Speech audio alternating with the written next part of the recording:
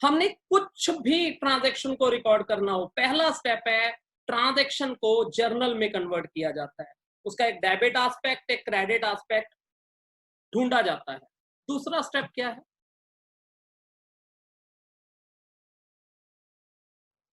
Sir journal के बाद इसकी हम लेजर बनाते हैं। सिमिलैरिटी बेसिस पे उसे एनालिसिस करते हैं। जैसे जर्नल करते टाइम आपने अलग अलग टाइम पे कहीं सैलरी वर्ड यूज किया, तो उस सैलरी को इकट्ठे में एक जगह सम अप करके बताते हैं भाई सैलरी टोटल पीरियड में कितनी है, राम का टोटल क्या पैसा लेना या देना रहता है, फर्नीचर टोटल कितने का आज तक रिकॉर्ड किया गया है। मतलब हर डिफरेंट हेड को समरी स्टेटमेंट के साथ प्रिपेयर किया जाता है। अब इसके साथ पैरेलल चलने वाली एक्टिविटी होती है सब्सिडरी बुक। अगर हम किसी ट्रांजैक्शन की जर्नल ना करें, जर्नल का सब्स्टिट्यूट है, हम चाहें तो उसकी सीधी सब्सिडरी बुक बना सकते हैं। मतलब सीधे सीधे कैश बुक लिख लो, एंट्री करने की जरूरत नहीं, सीधे सीधे परचेज बुक, सेल बुक लिख लो और वहां से लेजर बना लेना। तो बच्चे आज हम इसी पैरेलल होने वाली एक्टिविटी की एक क्विक रिवीजन करने वाले कि अगर हम जर्नल ना करके सीधी कैश बुक बनाते हैं तो कैश बुक कैसे बनेगी। तो कैश बुक नाम की ब्रेकअप। प्रणव, कैश बुक में कौन से 2 वर्ड आए? Yes sir. कैश बुक में कौन से 2 वर्ड आए हैं? Cash book. बोल दे दोनों word. Cash book. Cash, cash और बुक। Cash and book. अब कैश मतलब कैश बुक में हमारे बिजनेस में कहीं से भी कैश आएगा या जाएगा, मतलब कहीं से भी हमें कैश रिसीव होगा बिजनेस में, या कहीं भी हम बिजनेस में कैश की पेमेंट करेंगे, हम उस हर एक रिसीट और पेमेंट को रिकॉर्ड करने वाले कैश बुक। एक सिस्टमेटिक मेथड में बहुत इजी है, सारी रिसीट एक साइड पे लिख लेंगे, सारी पेमेंट्स एक साइड पे लिख लेंगे, और रिसीट और पेमेंट में डिस्टिंग्विश तो बच्चा आराम से कर लेता है। लेकिन एक और इंपॉर्टेंट एस्पेक्ट आ जाता है कैश बुक में, आपके सिलेबस में सिंपल कैश बुक के बाद double column 2 column cash book भी है। ये डबल कॉलम कैश बुक का मतलब होता है कि आपको कैश बुक रिकॉर्ड करते टाइम कैश वाली ट्रांजैक्शन और बैंक वाली ट्रांजैक्शन दोनों को रिकॉर्ड करना है। कैश को भी रिकॉर्ड करना है, बैंक को भी रिकॉर्ड करना है, कैश और बैंक दोनों। इसे बोला जाता है सिंपली 2 कॉलम कैश बुक। आगे फर्दर वर्ड आ जाता है with cash and bank column. ये देखो जैसे 7th क्वेश्चन है, prepare a cash book for the following transaction of Ravish in cash book with cash and bank column. इसका मतलब हम कैश की ट्रांजैक्शन को भी रिकॉर्ड करने वाले हैं, बैंक की ट्रांजैक्शन को भी रिकॉर्ड करने वाले हैं। मतलब अगर कभी किसी को चेक देंगे उसे बैंक की ट्रांजैक्शन कह देते हैं, वो भी रिकॉर्ड करेंगे। कभी किसी को कैश पे करेंगे वो भी रिकॉर्ड करेंगे, कभी किसी से चेक मिलेगा वो भी रिकॉर्ड करेंगे, कैश मिलेगा वो भी रिकॉर्ड करेंगे। कॉलम एक एक्स्ट्रा आ जाएगा। अब यहां बहुत इंपॉर्टेंट है कि जब कहीं से चेक मिला तो उसे कैसे ट्रीट करोगे। चेक मिला, जब तक बैंक में डिपॉजिट नहीं करवा दिया तब तक उसे कैश ही ट्रीट किया जाता है। आपको कहीं से चेक रिसीव हुआ, चेक रिसीव हुआ और आपने उसे बैंक में डिपॉजिट नहीं करवाया, नॉट डिपॉजिटेड इनटू बैंक। अगर आपने डिपॉजिट नहीं करवाया तो आप उस चेक को क्या अज्यूम करेंगे, क्या ट्रीट करेंगे? कैश इन हैंड या चेक इन हैंड? जो आप कहो मैं वो लिख देता हूं। Cheque in hand. Cheque in hand account debit, मतलब चेक इन हैंड के नाम से लिख लेंगे, टू जिससे भी मिला था चेक, टू पार्टीज नेम जिससे हमें चेक मिला था। मान लीजिए राम से मिला था तो टू राम। फिर जिस दिन वो cheque, when that cheque deposited into bank,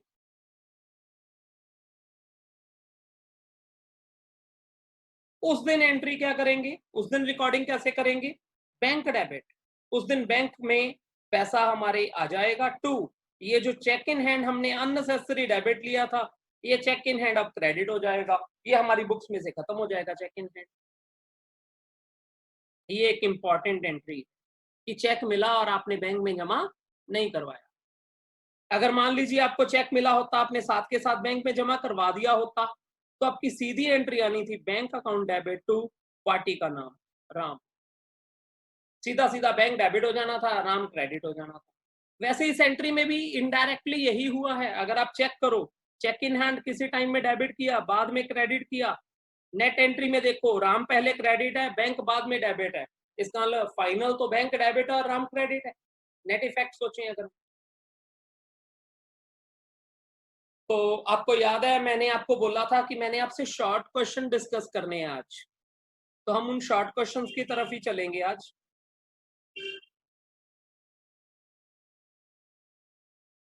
long question से पहले होंगे ये।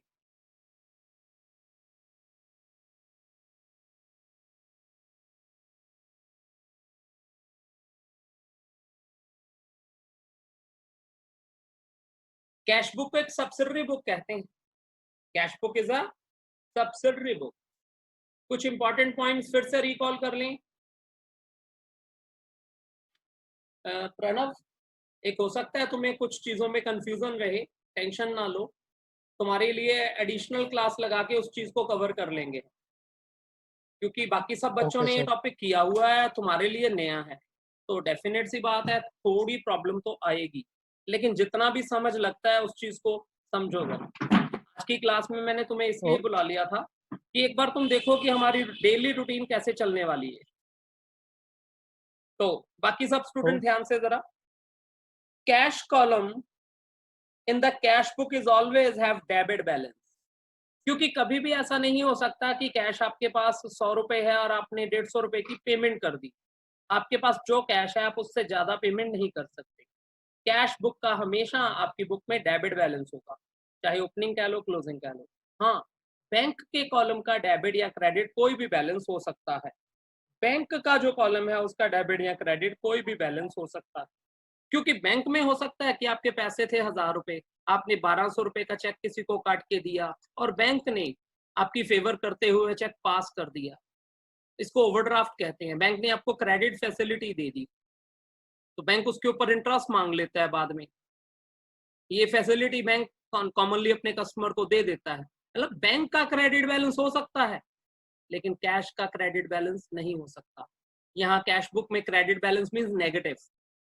कभी भी ऐसा नहीं हो सकता कि आपकी पॉकेट में नेगेटिव कैश है, और अगर उधार होता है तो उसे कैश बुक में रिकॉर्ड ही नहीं किया जाता, इसलिए उधार का तो यहाँ लेना देना ही नहीं। Second, narration of each transaction in the cash book must be given as a rule. जब आप रियल लाइफ में कैश बुक बनाएंगे तो कैश बुक में तो पूरी डिटेल्ड नरेशन दी जाती है। फिलहाल हम यहाँ सिर्फ टू या बाय में वो ब्रीफ लिख लेंगे। जैसे अगर आपने सैलरी के लिए पेमेंट की तो आप लिखेंगे बाय सैलरी। पेमेंट है तो वो पेमेंट साइड बाय वाली साइड जानी है ना। मैं प्रणव के लिए एक बार फिर भी बोल देता हूँ भाई, ये कैश बुक जब हम बनाते हैं ना, एक टी समझ लो आप, उसकी सारी रिसीट्स इधर आती हैं और सारी पेमेंट्स राइट हैंड साइड पे लिखी जाती है। और राइट साइड पे यहाँ पेमेंट लिखनी है तो एक वर्ड साथ में अटैच किया जाता है बाय, और इधर कोई भी हमने वर्डिंग लिखनी है, लिखना है टू। जैसे अगर आपने सैलरी की पेमेंट करी तो आप लिखेंगे बाय सैलरी, रेंट की पेमेंट करी बाय रेंट, और आपसे को राम से पैसे मिले तो लिखेंगे टू राम। आपको कमीशन मिली पैसा आया टू कमीशन। इसको नरेशन कहते हैं। Next, Contra transaction. Contra transaction का मतलब होता है जिसमें कैश और बैंक दोनों आ रहे हैं। तो दो ही कॉन्ट्रा ट्रांजैक्शंस हैं। Contra transactions arise in the following situation. पहली, जब कैश बैंक में जमा करवाया, दूसरी जब कैश बैंक से विड्रॉ किया। हाँ, चेक आपको मिला और आपने बैंक में जमा नहीं करवाया तो कुछ टीचर उसे भी कैश की तरह ट्रीट कर लेते हैं, तो उसे भी कुछ टीचर कॉन्ट्रा मान लेते हैं। मतलब एक मेथड है जो मान सकते हैं। मैं आपको वापस दिखा देता हूँ। एक अभी अभी मैंने क्वेश्चन लिखा था ना, आपको याद होगा, अभी थोड़ी देर पहले लिखा था। चेक मिला था, बैंक में जमा नहीं करवाया था, तो मैंने लिख दिया था cheque in hand account debit. ये देखो आपके सामने आ गया चेक इन हैंड, याद है? इस चेक इन हैंड की जगह पे, इस चेक इन हैंड की जगह पे हम इसका अल्टरनेट वर्ड कैश भी लिख सकते थे। मतलब जब चेक मिला तब कह देंगे जी कैश मिला है, जब वो चेक बैंक में जमा करवाएंगे तब कह देंगे कैश बैंक में जमा करवा दिया है। तो नेट इफेक्ट में कैश कैंसिल हो जाएगा, नेट एंट्री फिर वही बचेगी। और अगर चेक मिलने पे उसे कैश की तरह ट्रीट करें तो जिस दिन वो चेक बैंक में जमा करवाएंगे तब एंट्री होगी bank account debit to cash, नीचे वाली एंट्री, ये वाली एंट्री नीचे, तो कॉन्ट्रा बन जाएगा। क्योंकि कॉन्ट्रा का मतलब कैश और बैंक दोनों चीजें आ रही हैं। मतलब किसी भी ट्रांजेक्शन में, किसी भी एंट्री में अगर कैश और बैंक दोनों एस्पेक्ट रिकॉर्ड किए जा रहे हैं उसे बोलते हैं कॉन्ट्रा एंट्री।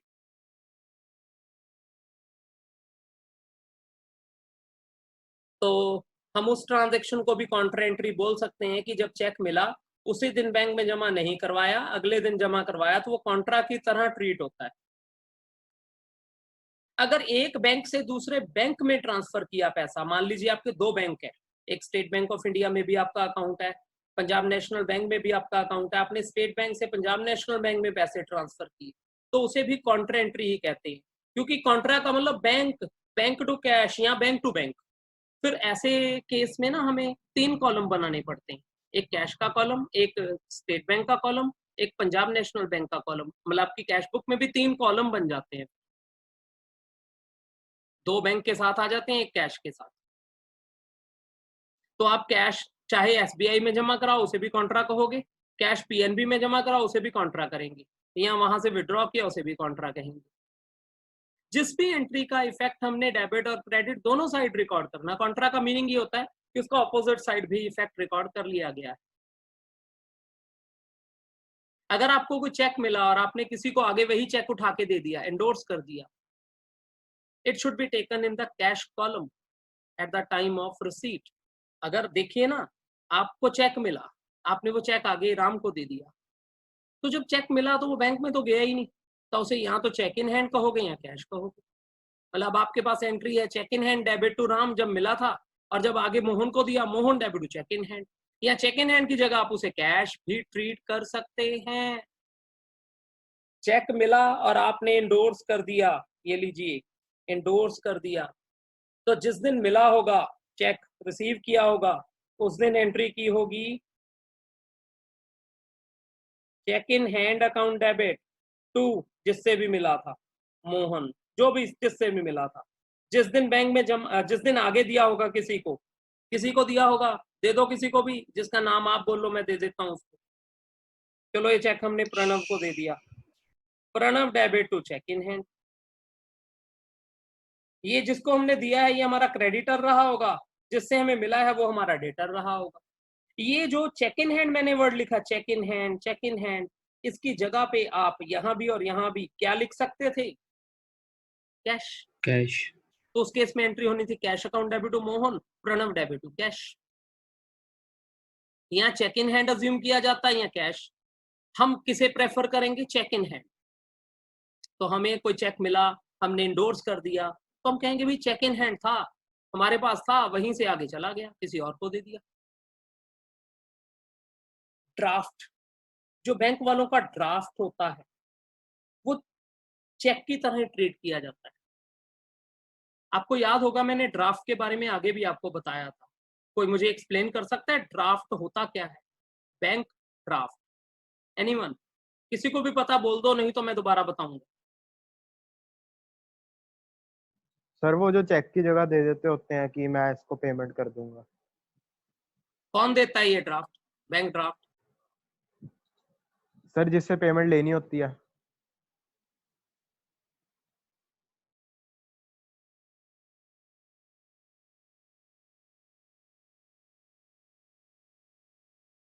बैंक के चेक को कहते हैं ड्राफ्ट। मैं थोड़ा एक्सप्लेन करता हूं, ध्यान से सुनना। मैंने ना किसी को पेमेंट करनी थी, मैंने कुशान तुम्हें पेमेंट करनी थी 5,000 रुपये, मैंने तुम्हें अपना चेक नहीं दिया, तो मैं बैंक के पास गया, मैंने बैंक के पास 5,000 रुपये प्लस कमीशन जमा कराया, मैंने बैंक को कहा ड्राफ्ट बना दो। ड्राफ्ट का मतलब है कि अपना खुद का चेक बना दो, बैंक का चेक। तो बैंक ने ड्राफ्ट बना दिया। अब वो ड्राफ्ट लाके मैंने कुशान को दे दिया, तो कुशान किसी भी बैंक में जाएगा उस ड्राफ्ट को कैश करा लेगा, क्योंकि वो बैंक का ही चेक है ना। एक्चुअली इसका असली फायदा ये होता है, कुशान ने मुझे कहा कि सर मैंने आपका चेक नहीं लेना, क्योंकि मैं अपने रिकॉर्ड में कहीं भी ये नहीं दिखाना चाहता कि मैंने आपसे पैसे लिए। तो मैं कहा ठीक है, फिर मैं तुम्हें एक ऐसा चेक देता हूँ जो बैंक वालों का चेक है। मैं बैंक के पास गया, मैंने वहां पैसे जमा कराए, उन्होंने मुझे एक ड्राफ्ट बना के दिया, मैंने ड्राफ्ट तुम्हें पकड़ाया, तुम अपने बैंक में जाओगे, उस ड्राफ्ट को दोगे और पैसे ले लोगे। क्योंकि जब तुम बैंक को ड्राफ्ट दोगे तो बैंक वाले देखेंगे, समझ लेंगे ये तो हमारा ही इशू किया हुआ चेक है, तो वो तुम अपना ड्राफ्ट वापस ले लेंगे, तुम्हें कैश वापस दे देंगे। इस पूरे प्रोसेस में बैंक वाले अपनी थोड़ी सी कमीशन ले लेते हैं। वो कमीशन जब मैंने ड्राफ्ट बनाया होगा तब उन्होंने ले लेनी है मेरे से।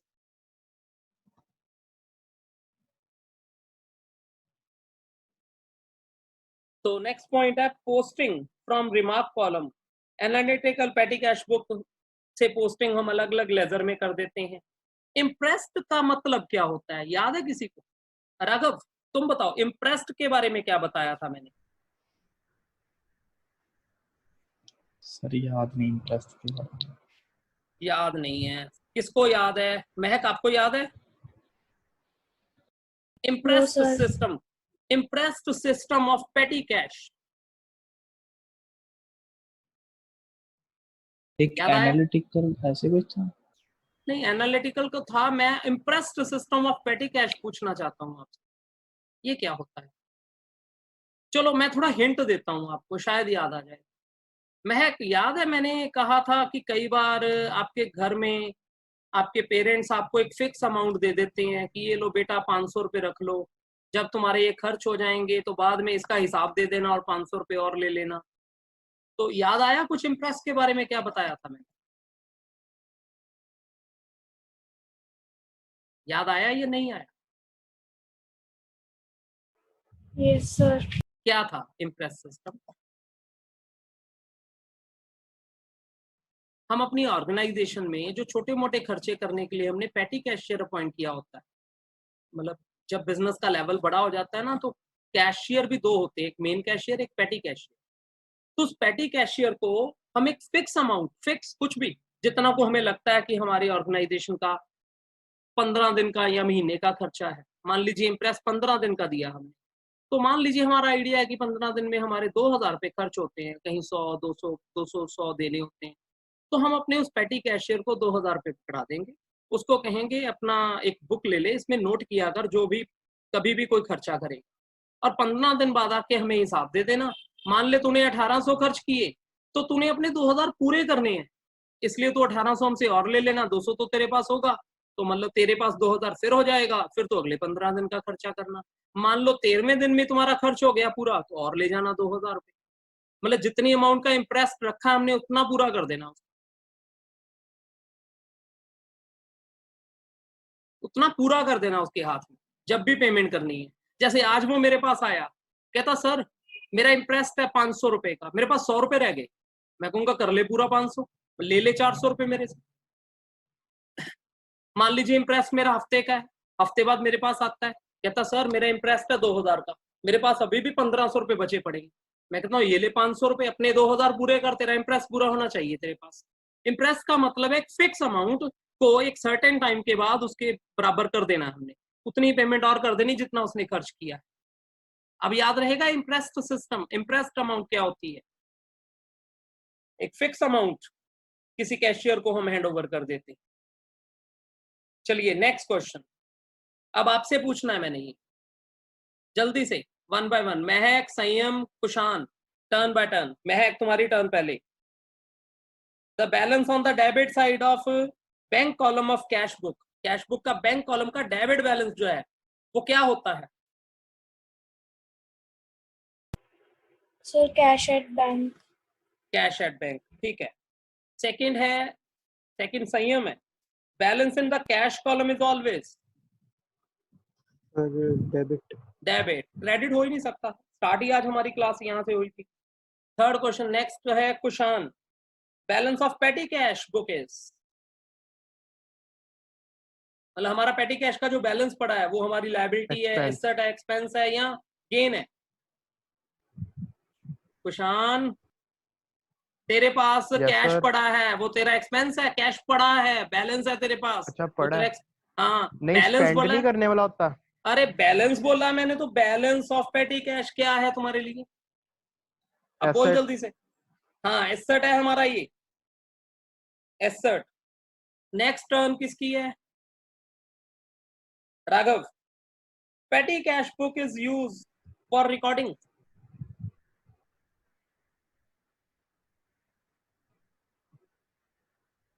petty cash payments. पेटी कैश रिसीट्स एंड पेमेंट्स, तो मतलब ऑल ऑफ दीज हुआ। अकेली पेमेंट नोट करेगा तू पेटी कैश बुक में, तू रिसीट नहीं नोट करेगा क्या? क्या कहता है? सर ये बताना, जैसे उसे रिसीट ही एक मिलती है एक बार, मतलब पेटी कैश पेमेंट, पेटी cash receive from customer, her receipt तो एक ही मिलती है, लेकिन उसने पेमेंट कौन सी रिकॉर्ड करनी है? पेटी कैश पेमेंट। सही बोला था तुमने, पेटी छोटे मोटे खर्चों की पेमेंट वो रिकॉर्ड करता है। सही था तुम्हारा आंसर भाई। प्रणव, तुम्हारा क्वेश्चन है ये। Pranav, cash book Yes, sir. In bank, cash book in book keeping record, जब हम बुक्स को बना रहे होते हैं तो कैश बुक में क्या रिकॉर्ड करते हैं? नीचे आंसर पढ़ो। All receipt and payment in cash, all cash and credit sale, all credit and cash purchase, क्या आएगा answer? All receipts and payment in cash. हाँ, अभी हमारा काश स्टार्ट ही यहाँ से हुआ था। उधार को तो वैसे नहीं कैश बुक में नोट करते, जो भी पैसा आया और गया रिसीट और पेमेंट को नोट करते हैं कैश बुक में। तो ये ठीक है तुम्हारा answer, all receipt and payment of cash. Next वापस महक की टर्न आ गई है। Cash account will show Debit balance. Debit. Next, cash book is a, अगली टर्न जिसकी है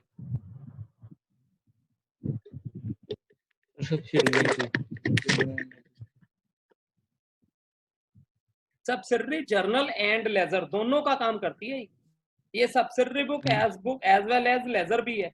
जब कैश बुक बनाते हैं तो उसके बाद हमें लेजर नहीं बनानी पड़ती, याद है आपको? कैश बुक के बाद लेजर नहीं बनाई जाती, कैश का अकाउंट नहीं बनता, इसलिए कैश बुक जो है subsidiary journal as well as ledger. Column cash book record, column मतलब जैसे एनालिटिकल जो होती हैं उसमें क्या रिकॉर्ड, यहाँ कैश और बैंक कॉलम होते हैं, अलग अलग column. Column cash book record, All cash transactions. नहीं कॉलम है, मतलब कॉलम एक से ज्यादा है, तो कैश के साथ कुछ और भी तो रिकॉर्ड कर रहे होंगे। Bank. हाँ, तो जो कॉलम वाली कैश बुक होती है उसमें कई चीजें रिकॉर्ड होती है, कैश, बैंक, इवन डिस्काउंट भी। वो 3 column. Third question D option, third question D option. Discount का भी कॉलम बना लेते हैं, कॉलम वाली कैश बुक है ना, तो जो जो चीजें हमारी एंट्री से रिलेटेड है वो सब कॉलम बना के रिकॉर्ड किया जाता है। वो अलग बात है कि आपके सिलेबस में ज्यादातर कैश और बैंक वाले क्वेश्चन ही आएंगे, लेकिन जो रियल लाइफ में होती है उसमें कैश, बैंक और डिस्काउंट ऐसे 3 कॉलम रख लिए जाते हैं। थ्योरेटिकली आंसर इसका डी आएगा। Customer check return dishonour is recorded in, किसी कस्टमर का चेक वापसी आया है, कहाँ जाएगा ये? Journal. Customer check return dishonour, customer का चेक वापसी आया है, मुझे पहले एंट्री बताओ क्या होगी इसकी। चेक जब मिला था तो एंट्री क्या की होगी हमने? Sir cheque in hand account debit to नहीं कस्टमर नहीं, अकाउंट। चेक अरे भाई डिसऑनर हुआ है तो बैंक में भेज ही दिया होगा। नहीं, अच्छा ठीक। डिसऑनर तभी हुआ अगर बैंक में भेजा है, तो एंट्री क्या हुई होगी? Bank account debit to bank customer. Account down debit to customer account. अब अगर वो चेक डिसऑनर हो गया, अब बोलो एंट्री क्या होगी? डिसऑनर हो कस्टमर गया वो अकाउंट। चेक, उल्टे करना पड़ेगा, हाँ customer ji. Account debit to bank, है ना? क्या तुम्हारी एंट्री में बैंक प्रेजेंट है? क्या तुम्हारी एंट्री में, डिसऑनर वाली एंट्री में कहीं भी डेबिट या क्रेडिट साइड पे बैंक है या कैश है? नहीं। मुझे तो नजर आ रहा है, सर्कल डाला मैंने। हाँ जी, नहीं मिलेगा ऑप्शन। अगर एंट्री में कैश या बैंक हो तो वो कैश बुक में आती है एंट्री। अब बता, क्या ये एंट्री कैश बुक में आएगी? हाँ जी आएगी। तो बड़ा सिंपल रूल है, अगर किसी भी एंट्री में डेबिट या क्रेडिट किसी भी साइड पे बैंक या कैश है तो वो एंट्री कैश बुक में आएगी, सिंपल।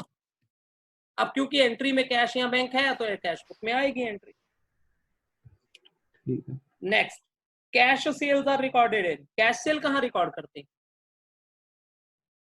कैश आ गया ना, कैश बुक, कैश आ गया ना एक साइड, तो कैश बुक में ही जाएगी ना।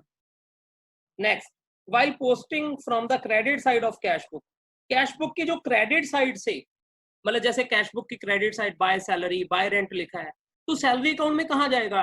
डेबिट साइड जाएगा या क्रेडिट साइड जाएगा इंडिविजुअली?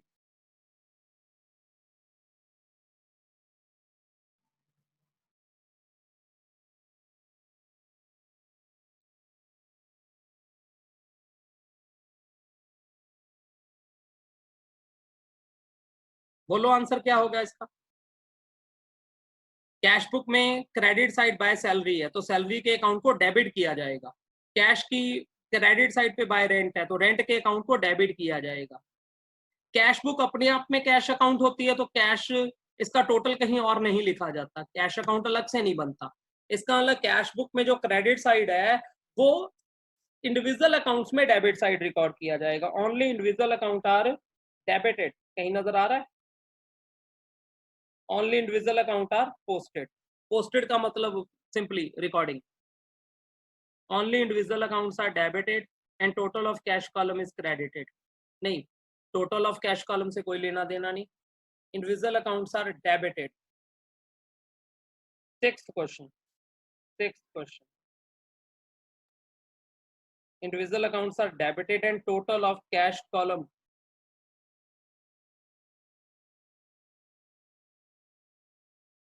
इंडिविजुअल अकाउंट डेबिट होते हैं बच्चे, कैश बुक की अलग से कैश अकाउंट नहीं बनाया जाता, ये सिंपल रूल है। इसकी ए ऑप्शन आंसर आना है।